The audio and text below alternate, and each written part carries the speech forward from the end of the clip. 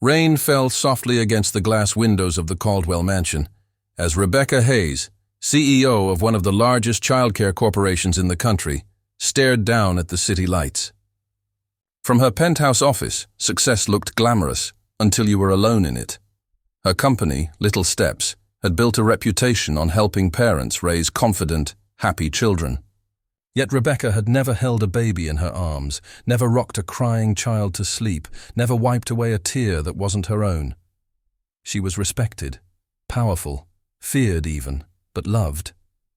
That was something else entirely.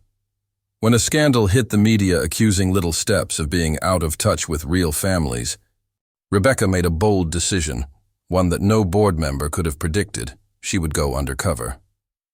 2 weeks later, dressed in simple jeans and a cardigan, Rebecca stood nervously outside a modest suburban home clutching a small purse.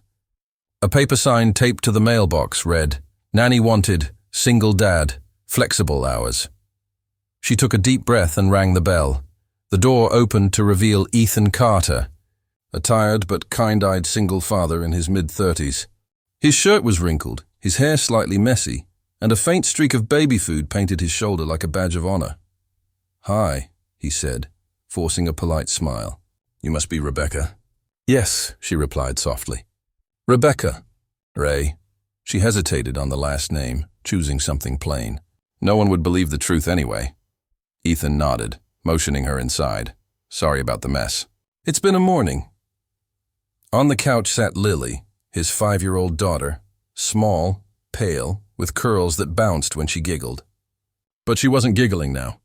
She was clutching a stuffed bunny and staring at Rebecca with wide, uncertain eyes. "She doesn't talk much to new people," Ethan explained. "Since her mom passed, she's been quiet." Rebecca's heart sank. A single dad. A grieving child. This was no business case. This was real life, and it hit harder than any boardroom challenge. Over the next few weeks, Rebecca learned what no corporate report could teach her. She learned that mornings began not with emails, but with spilled cereal and missing socks. That patience was measured not in profit margins, but in bedtime stories told 3 times because Lily liked the ending. She learned that Ethan worked double shifts at a construction site, often coming home exhausted but still smiling, still finding the strength to tuck his daughter in and whisper, "Daddy's right here." Rebecca found herself laughing more, feeling more. She discovered joy in packing lunchboxes, in coloring books, in hearing Lily's soft giggle return, and when Ethan looked at her across the kitchen table one evening, after Lily had gone to bed, there was something unspoken between them, something gentle, unfamiliar, and terrifyingly real. But secrets have a way of unraveling. It happened one morning when Ethan came home early from work. The TV was on. A news report flashed across the screen about Little Steps and its CEO, Rebecca Hayes, who had mysteriously disappeared from the public eye. Ethan froze. There, in full color, was the woman sitting in his living room, smiling awkwardly at the camera in a crisp business suit. Rebecca turned, her face draining of color as she saw his expression. "Ethan, I can explain."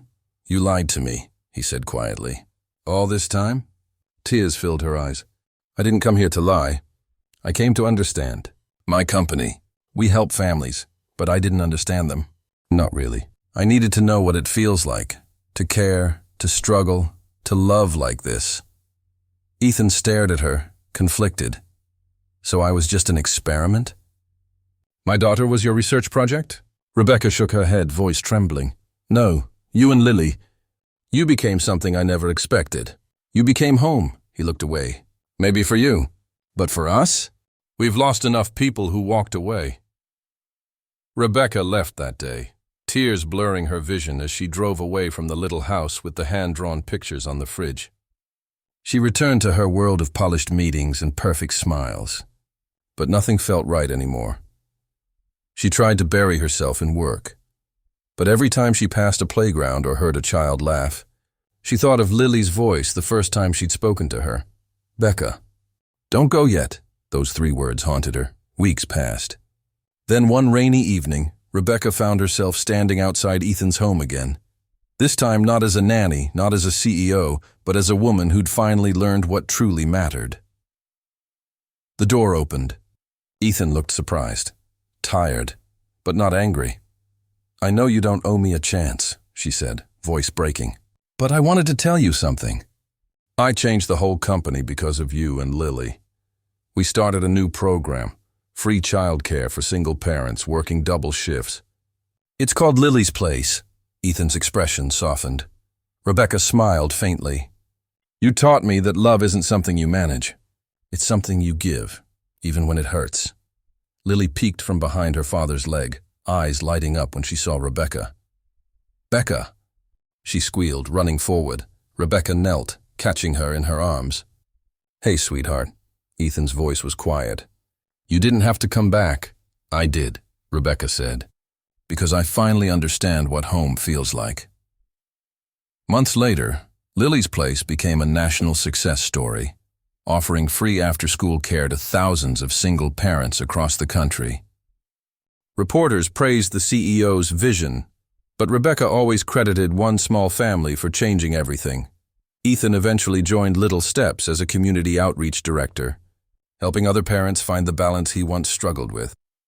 And on warm summer evenings, when they all sat together on the front porch, Lily laughing between them, fireflies dancing in the dusk, Rebecca knew she had found what she'd been searching for all along, not success, not status, but love, the kind that grows quietly between shared burdens and second chances. Sometimes the greatest lessons come from stepping out of the boardroom and into someone's real life. Success may build an empire, but kindness builds a home.